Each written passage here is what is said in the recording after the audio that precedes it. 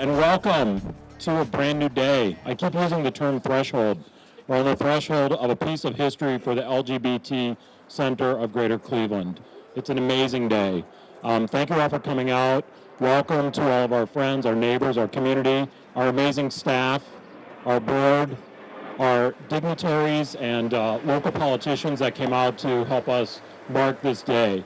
My name is Bob Safaro. I'm the current board chair. I'm lucky to be in that position. I am supported by an amazing executive director and staff at the center, and an amazing board of directors.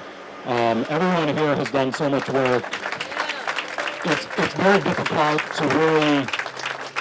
difficult to put into words everything and everybody that has done something to make this day happen. I do have a clipboard because I'm not going to remember everything that I have to say. I'll make it brief. The LGBT Center of Cleveland, we have been around for 44 years, okay? We've been through a lot of ups and downs, as everyone well knows, especially those who were involved in the center over the all of those last 44 years. At LGBT Heritage Day in 2012, I gave a speech about the fact that we had spent a year planning to move from the basement of 6600 Detroit to upstairs. That was going to happen with the generous support of our friend Jeff Ramsey and an amazing architect by the name of David Thal. At that event, I had to tell everybody that we were not able to move because we were not financially stable enough to do it. We had a board of directors of 5, and we were really kind of in a sad state of affairs. Fast forward to the end of that year, we had an amazing new executive director who took a phone call, and the history has really changed from that moment forward. I don't know if I was the first call afterwards, but I was the board chair at the time. Those called and said, hey, something big just happened. I just had a conversation, and I think we're going to get some money, maybe $1 million, to build a new, or to move to a new space. The rest is a long, involved history that never, ever would have happened without the guidance and direction of Phyllis, folks on the community building committee, an amazing board member who is just kind of an angel human being by the name of Brian Bowser, that same architect from the project that failed, David Thal, and moving forward, that same year we were challenged with, if you do a new building, we will also help you with an endowment fund. And at that time, we were challenged to raise $500,000, and again, with the amazing work of a board member, Tom Schultz, really, who spearheaded that, we raised that money and we put it at the Cleveland Foundation, along with some money that was given to us by Henry Hawley and George Vassos in probably 2005. And they said, hey, if you ever move someday, use this money as seed money to do it. So I'm not going to do a lot more of that type of name dropping, but that group of people really are the foundation of this project happening. But I think we could all agree that all of the past staff, board members, executive directors, local officials, neighborhood development groups, they are the ones that really helped us, funding agencies, grant makers, and said, hey, you've got a mission. You have a community to serve. You have youth group and senior group and people in between and advocacy groups and affiliated groups that need the LGBT Center as a community center. And all of those individuals are the ones that made this day happen. I'm so inspired by that. I would be remiss if I didn't name a few folks. Russell Trousseau, our friends at Fit Technology, First Federal of Lakewood, the David Bonnet Foundation, Stonewall Sports, Consolidated Solutions, and the Lancey family.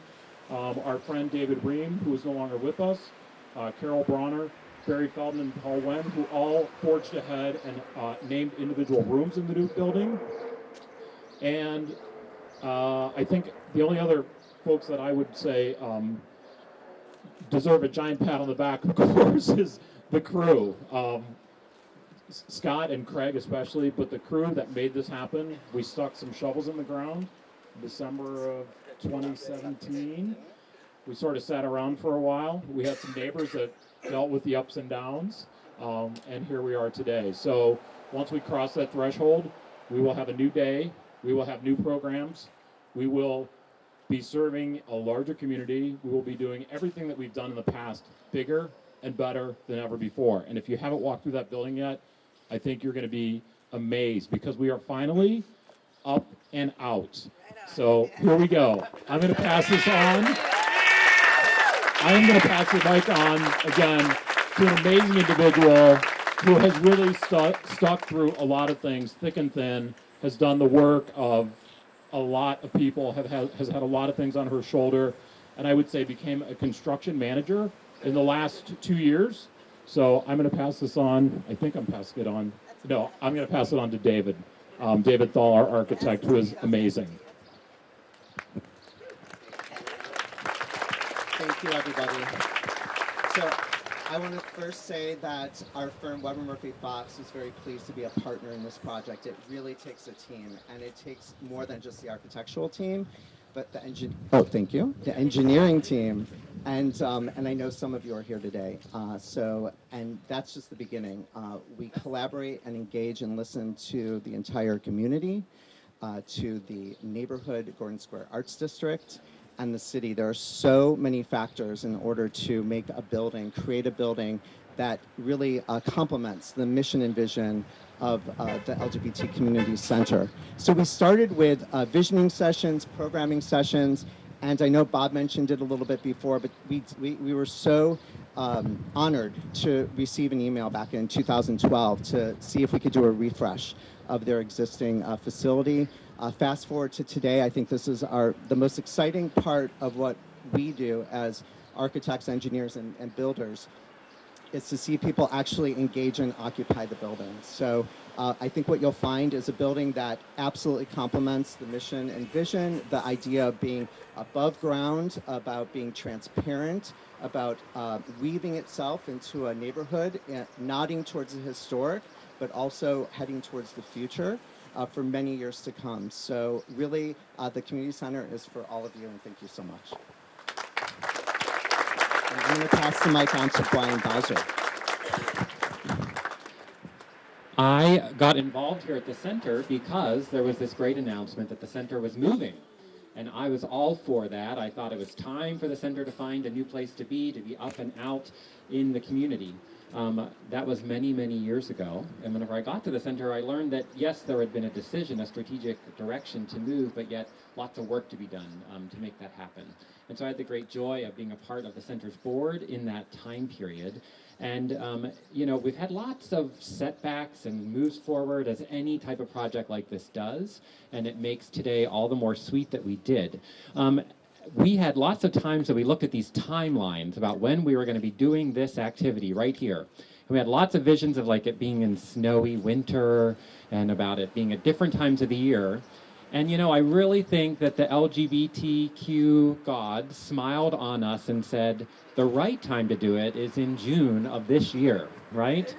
As we celebrate Stonewall 50, as we celebrate the month of Pride, and we celebrate the people of Cleveland that not too many years after that, right, gathered in a living room and said, we need to provide opportunity for the Cleveland community to better understand their LGBT brothers and sisters. And so those amazing individuals, some of whom are still with us today, started in very small ways to get things going. We then moved into physical space, and we've had multiple locations and homes, each of them the perfect home and the perfect place for that time and that season of the center. And it was those many years ago that I joined the board at the center over here that we decided this has been an amazing place for us, and some of the folks here today probably were here when we were cutting ribbons across the street, and so excited about that space. But it was time for the center to not only move up and out of the basement, but to own its own facility, to become a landowner and a building owner, to be able to own its future. And so while we made that decision, and we did the research to say that was the best thing for the center, I have to admit that as I was the board chair at that point, and I brought a feasibility study back to the board that said, yes, the center should move, yes, the center should own its own facility, and the only way that we should do it is if we can pay for it outright, and we can have an endowment in place to make sure that it stays a beautiful, welcoming place in perpetuity. And after that, the faces were pretty stark around the table because, well, that would be every nonprofit's dream and almost no nonprofit's reality. And so really it was a hard time, though, at that point to say, yes, we know this is what we need, but is it possible? And it has been through the work of that angel donor that we've talked about, through the Family Foundation that stepped forward to help us with our endowment, through the many individuals, corporations, foundations, and government that have supported this project, that now we can say we're moving into this building with zero debt, with a $1 million plus endowment that's going to make sure that it stays beautiful for many, many years to come. This is not the story of most places opening a building. So we can focus all the dollars that we continue to need from you all, from our funding agencies, we can focus those dollars on the programming that really is why we have this building. We are so happy to have this beautiful edifice that we can do programming in. But at the end of the day, the center is the people. The center is the programs. The center our community is for our community. And so this is merely a shell that will now be filled with you. Filled with your ideas, with your being, with your spirit, with your support. And we are going to get to decide together as a community what all these thousands of square foot are going to mean to us, right? We know we have amazing programming happening now, and the center staff and board are planning for what that looks like. But this building's going to carry us not just for the 44 years that are coming up, but for the hundreds of years to come, and for all the programming that all of us will need between now and forever, and long past our time here. That's, I guess, the other great joy that we get to have. We are at a precipice. We are stepping over this threshold, and we are going to be gifting to the Cleveland community, to the greater Cleveland community, this space, as well as all of our great mojo and good energy that we're going to be putting into it, right? So that as the next people grow up and become the board members and the staff and the supporters of the center, that it is here for them, that we continue to grow our visibility and our strength as a community, allies, LGBTQ plus people together here in Cleveland. So it's an exciting day. It's been a really, really long journey that many of the people that are here right now and lots of other people that aren't here with us, the 44-year journey to getting to this place, the 5+ year journey of this specific building's journey. So we are all excited to be here. I also ask that you'll continue on the journey with us, right? Today is not an end, it is indeed a beginning, and it's going to take all of us supporting the center, all of us sharing with our friends about the beautiful news and the beautiful space we have to share that will make it the vibrant, amazing place that we have hoped to design for all of you today. Thanks for being here.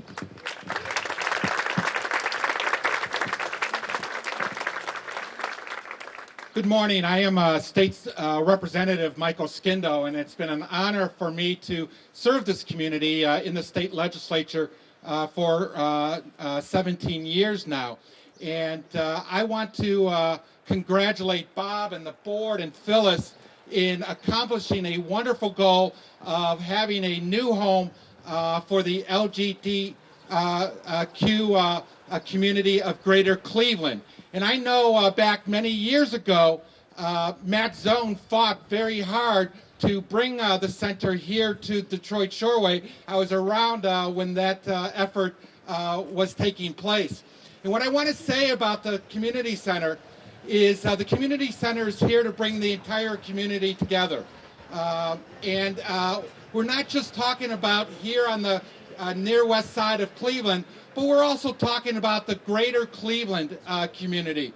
Whether somebody in North Olmsted or somebody in Cleveland Heights, it is for everybody to share in the wonderful programming here, the wonderful services that the center provides, the wonderful staff, and this community center will offer so much to the greater Cleveland area. And I'm glad to see this day come. It's been many years. And from the State House, I have brought forward, thank you, Matt, a recognition from the Ohio House of Representatives on the opening of this center.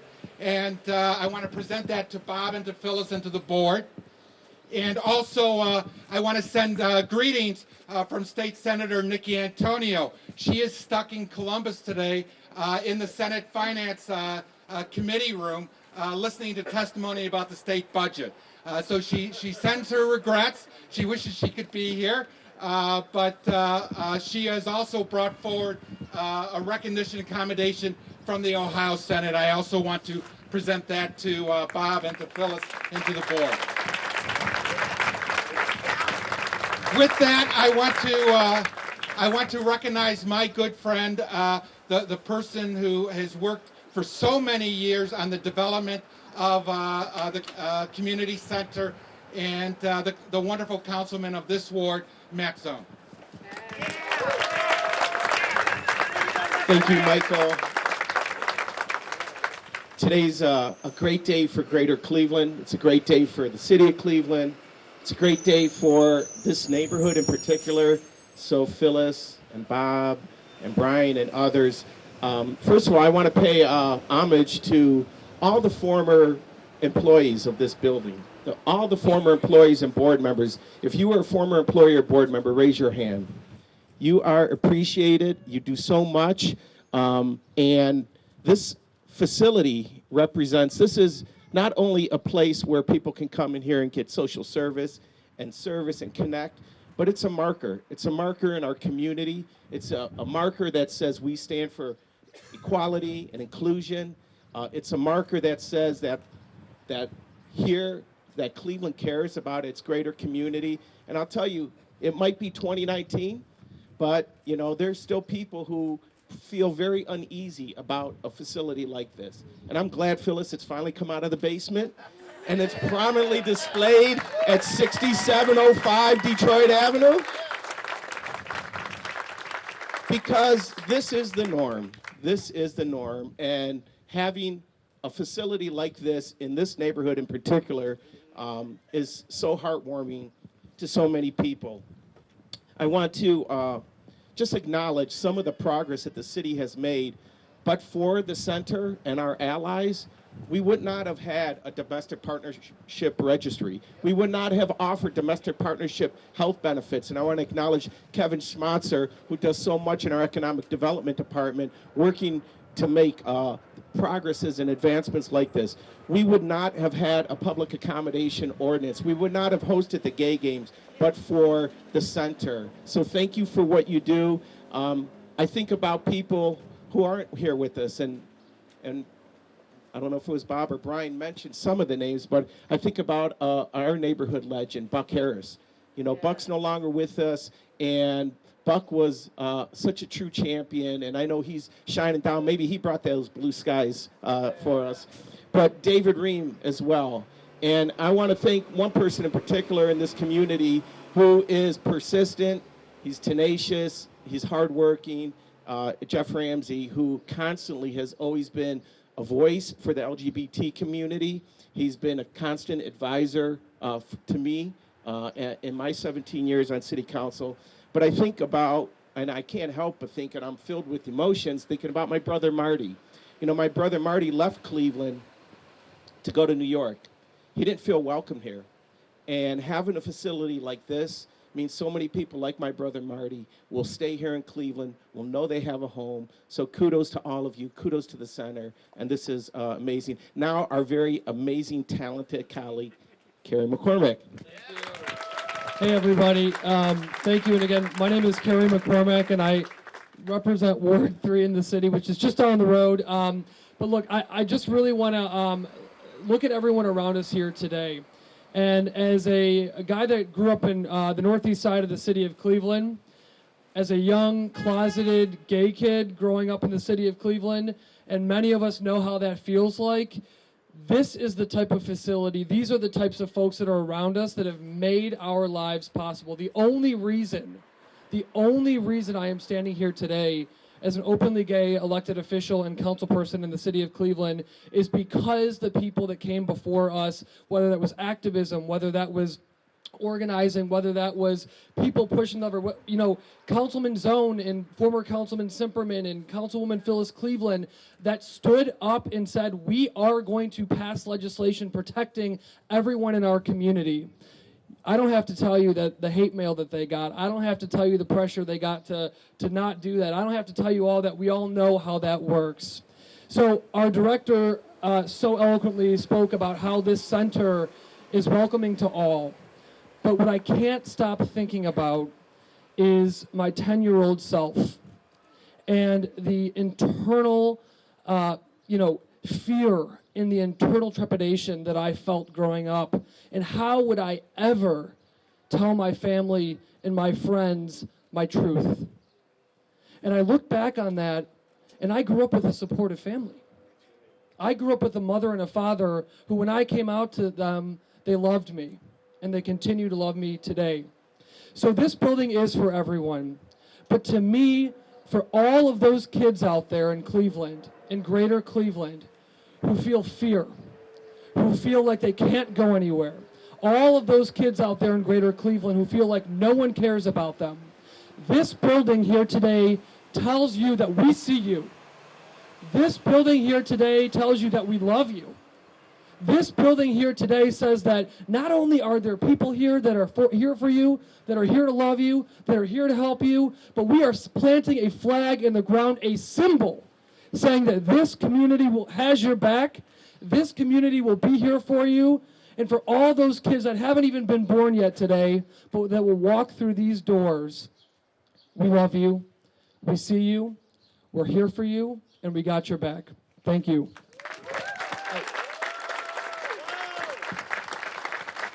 I feel like I'm losing some feathers here today, too. So, just as came from the State House, obviously the city's got to do its own thing. So, Councilman Zone, would you come up? So, on behalf of the City Council of the City of Cleveland, Councilman Zone and I are so very honored to present a proclamation of congratulations and recognition to the LGBT Center of Greater Cleveland and all of those involved in this amazing experience and getting us here today. So on behalf of the City of Cleveland and the Council of the City of Cleveland, we are officially recognizing in the public record of the City of Cleveland, congratulating all of the community, to our director and to all of our board of directors on this grand opening. And this is signed both by myself, Councilman Zone, and the rest of City Council and our Council President. So congratulations.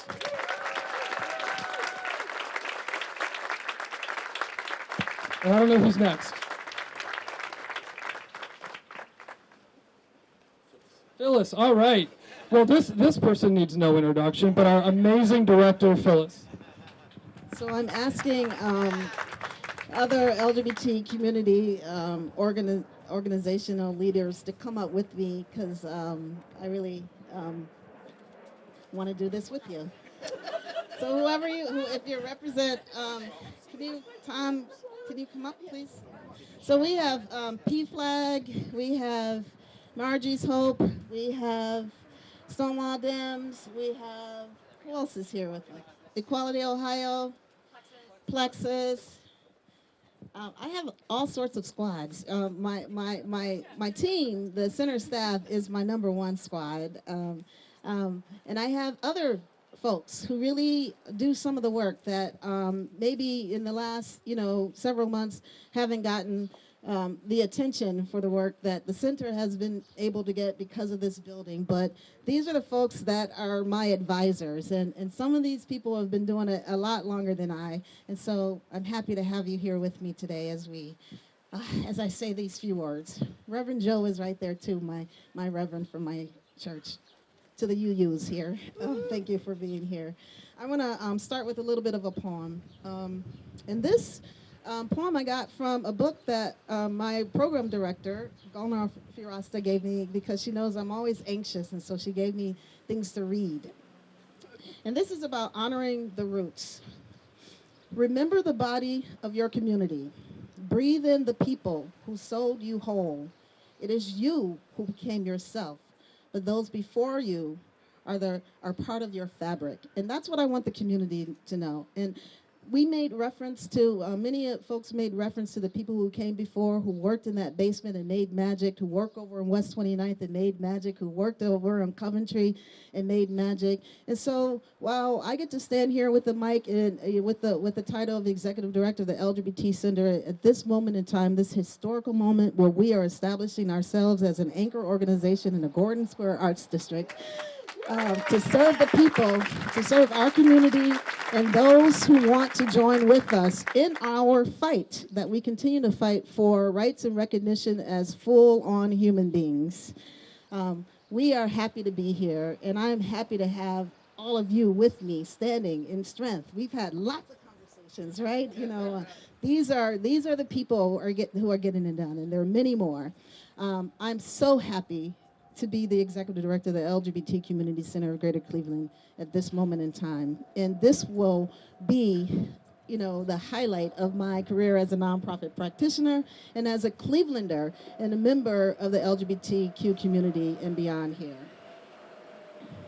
Today we celebrate the grand opening of our beautiful, new, and accessible community center. I am so thankful to so many of you who have been with us every step of the way so that this day would finally come, and it has been a journey, and a great journey. With support from community members, our elected officials, and folks like you who have just really believed in us in the last several years in a way that I really felt on the days that it was hard, and the people who helped us keep the lights on. Now over the last several years and the last 44 years, as we celebrate our 45th anniversary next year, we have shown, and the center has demonstrated that we make progress happen by connecting to people.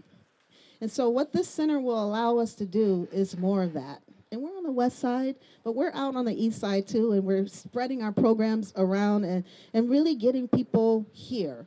When you Google LGBT Community Center or LGBT Cleveland, we want you to see the center, and we know that we have the ability to attract people here, to build community with us, to build our allies, to teach allies how to support us and really grow as a community together. And now is the time to do it. It's always the time to do it, right? So now is definitely the time to do it.